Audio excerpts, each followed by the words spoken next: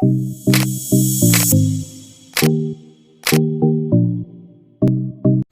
Assalamualaikum warahmatullahi wabarakatuh. Ketemu lagi dengan saya di channel Vlog Berita. Oke teman-teman, hari ini tuh ada kabar berita dengan judul Pelantikan CPNS cuma 3 menit, korban CPNS bodong jalur prestasi bongkar kedok anak Nia Daniati.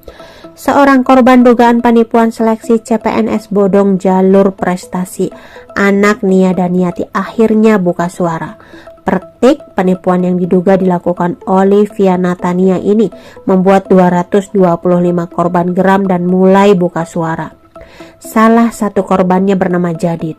Ia mengungkapkan proses seleksi ini dilaluinya tes dan berlangsung singkat dengan seseorang yang sudah dipersiapkan untuk menginterview korbannya. Waktu itu sekitar bulan April di Gedung Bidakara, Jakarta. Kami cuma diminta hadir jam sekian, pakai pakaian putih, celana hitam layaknya orang tes CPNS. Tapi di sana kita nggak tes sama sekali. Saya cuma ditanya, kamu punya keahlian bidang apa? Kenalin diri kamu dulu. Lalu saya bilang saya keahliannya di bidang UMKM. Kata Jadid di Polda Metro Jaya pada Jumat 1 Oktober 2021. Dilansir dari medan.tribunnews.com. Saat itu Jadid dijanjikan sebagai PNS di Dinas Komunikasi, Informatika dan Statistik DKI Jakarta. Selama proses seleksi itu sejumlah keanehan ia alami. Namun ia tak menaruh curiga sedikit pun karena yakin proses itu merupakan bagian dari rekrutmen CPNS yang dijanjikan oleh pihak. Kita dikumpulkan di satu ruangan, lalu pihak yang mengetes ini gak ada sama sekali pakai tanda pengenal dari BKN yang berbaju batik, tapi peserta saat itu percaya karena yakin banget bisa lolos karena ini jalur prestasi tuturnya. Saat proses tes itu, Jadid mengaku diwawancarai mengenai data diri, keahlian dan seputar latar belakang pendidikannya.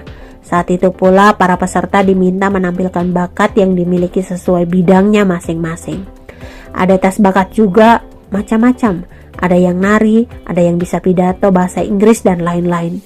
Setelah selesai baru ke meja berikutnya, menyerahkan dokumen dan serahkan foto ungkap fulan. Setelah rangkaian itu dilewati, para peserta dinyatakan lolos tes untuk kemudian mengikuti acara pelantikan CPNS secara virtual. Pelantikan bodong itu diketahui digelar 8 April 2021 melalui aplikasi Zoom. Total ada 100 orang peserta yang mengikuti pelantikan tersebut dan diminta memakai baju batik biru ala corporate. Peserta pun kompak mengiyakan dan hadir secara virtual.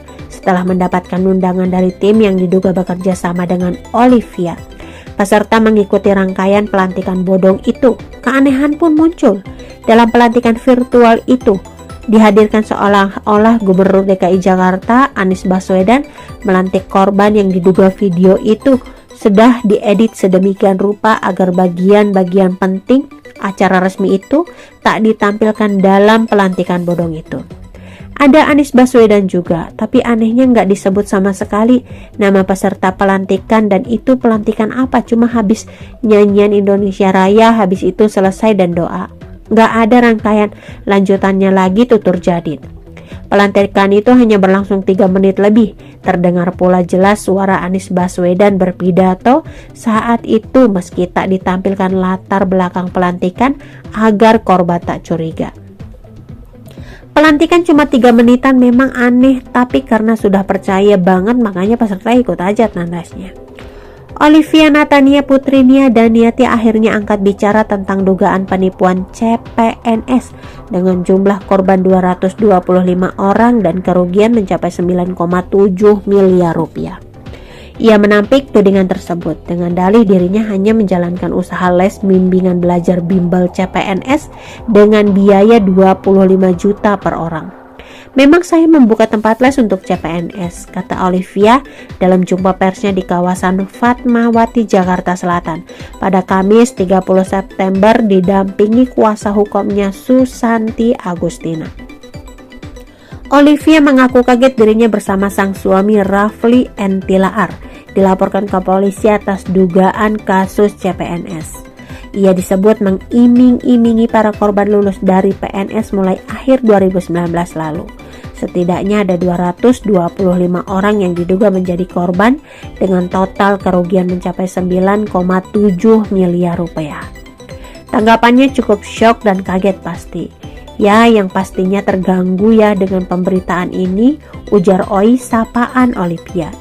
Dalam laporan tersebut, wanita yang disapa Oi itu diduga telah mengajak 225 orang untuk ikut bergabung di tempat les untuk masuk ke CPNS. Ini tempat les ya, bisa dicek ada tempatnya. Pengajarnya ada, saya menerima uang dari les itu sebesar 25 juta rupiah per orang, ucapnya.